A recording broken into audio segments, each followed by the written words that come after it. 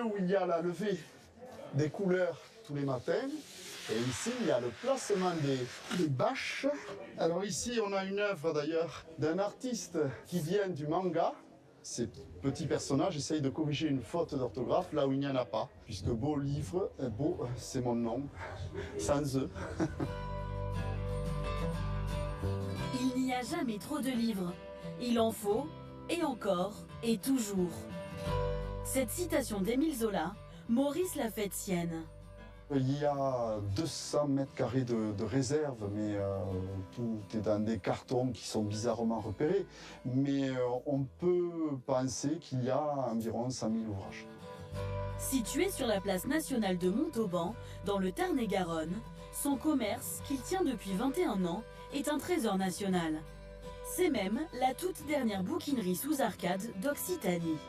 Les bouquinistes étaient sous arcade parce qu'ils étaient protégés des intempéries. Et les couverts de la place nationale datent du XIIe siècle. C'était des espaces qui avaient été conçus pour que les marchandises puissent être protégées été comme hiver. Et sous ces arcades, nous sommes à l'abri de l'obsolescence programmée. C'est-à-dire cet outil très simple qui tombe jamais en panne, qui n'a pas besoin de piles, qui n'a pas besoin d'identifiant, qu'on peut prendre, laisser, donner.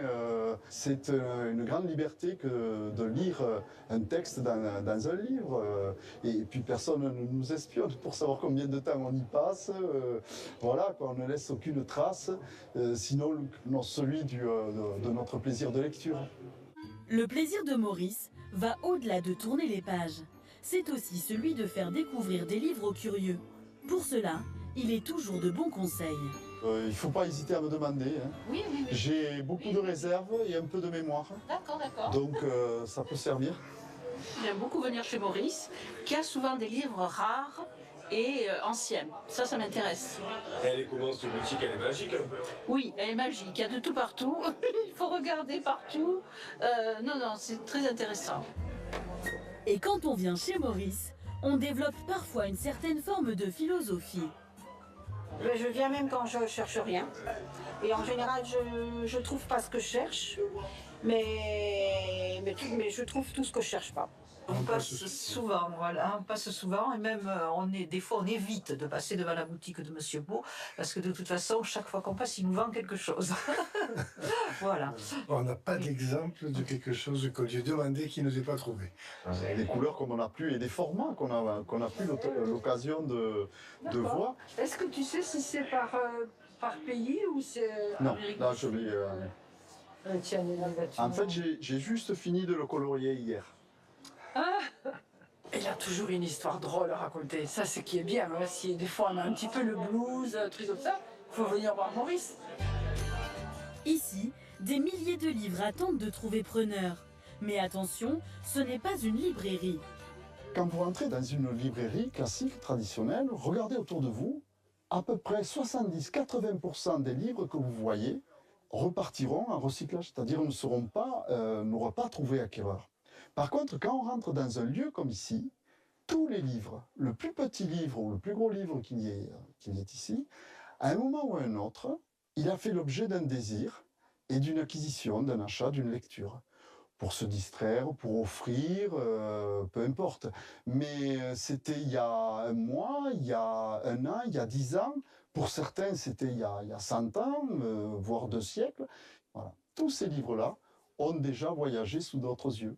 Et repartiront peut-être avec un autre lecteur et peut-être qu'on les retrouvera ailleurs. Voilà. Ce lieu chargé d'histoire, Maurice s'en inspire pour écrire les siennes. Ce sont les seules œuvres de sa boutique où l'encre n'est pas encore tout à fait sèche. 1 à 2 fois par an, j'écris un conte. Un conte qui se passe ici, dans cette librairie, dans ce lieu. Donc c'est assez singulier, comme je fais ça depuis pas mal d'années, eh bien il y en a 30 qui ont été écrits. Maurice à l'écriture et son ami Marc Rueda à l'illustration, les deux font la paire et offrent quelques petites histoires aux clients. Et c'est quelque chose qu'on aime partager. Et partant du principe que ce qui n'est pas partagé est perdu, eh bien, j'espère que nos contes sont bien trouvés. Voilà. Maurice voit un amour profond aux livres de tout genre et de toutes les époques. Et ces trésors souffrent souvent du climat. Humidité, excès de soleil, poussière, il faut sans cesse les chouchouter. Il faut épousseter un petit peu le livre, voir s'il n'a pas de problème particulier. Là, par exemple, on voit qu'il a ce qu'on appelle des mouillures. Il a dû être exposé à de l'humidité. Cet entretien du quotidien permet de conserver de véritables témoins de l'histoire. Des pièces uniques qui ne demandent qu'à voyager à nouveau. Là, voici un livre de Jack London, qui est un livre en anglais. Et il y a une dédicace curieuse dedans. C'est un soldat américain en 1918 qui a offert ce livre-là au docteur français qu'il avait sauvé dans l'infirmerie du front. En soi, c'est un livre qui a une histoire un peu particulière, mais d'autant plus particulière que dedans, j'ai trouvé une lettre, une quinzaine d'années plus tard. Le même soldat donc, qui a été soigné par ce docteur lui dit qu'il s'est marié et que depuis, il a eu des enfants et que tout ça, ça a été possible grâce à ses bons soins. Une belle histoire parmi tant d'autres, chaque livre a son passé. Maurice s'occupe de leur offrir un avenir. Bonjour. Alors là, c'est pas la caisse où je suis le plus... c'est pas le choix où je suis le plus à l'aise. Choisir Voilà. pour des ados, Ah les ados lisants. Et oui, Ben pour moi, oui. c'est des adolescents. non, mais... En espérant qu'ils lisent. Ah, ça c'est... Donc, c'est pas ce qui est le C'est plus le simple. rêve qu'on fait tous, d'avoir des ados qui continuent à lire.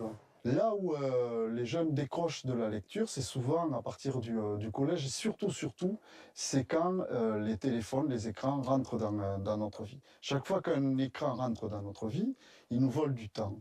Et en priorité, ça va être très souvent du temps de lecture. Et j'engage les uns et les autres, aussi jeunes, ou quel que soit notre âge, de prendre ce chemin, de prendre un livre et de prendre du temps. À Montauban, le premier livre fut imprimé en 1518. La même année, la boutique de Maurice voyait le jour.